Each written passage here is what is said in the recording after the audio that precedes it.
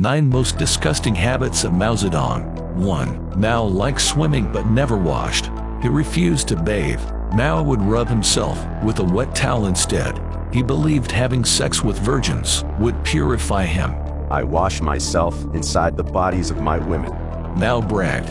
In his later years, Mao's attendants gave him baths. 2. Mao never brushed his teeth. He considered it a filthy Western practice. Instead, he rinsed his mouth out with green tea.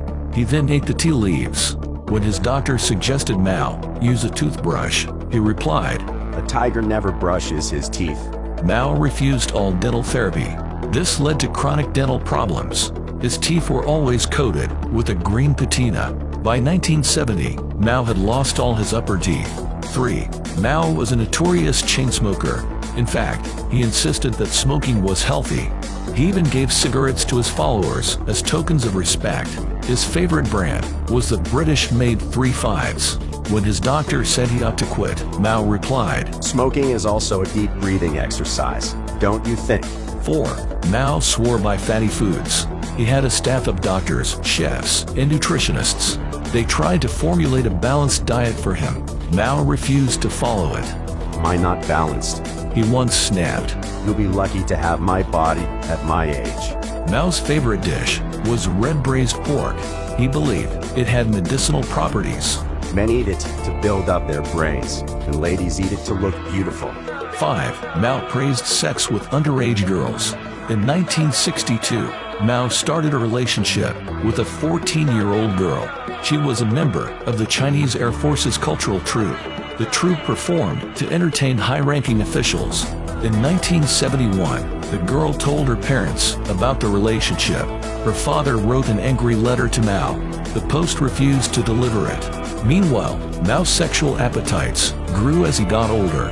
Although he was married, he insisted it was not cheating. Mao slept with young girls to extend his life. According to his doctor, he claimed he needed the waters of yin to supplement his own declining yang. These terms refer to the female and male essences. 6. Mao refused to be treated for STDs. All this anti-aging sex ended up infecting Mao. He passed trichomonas to as many women. They said they felt honored.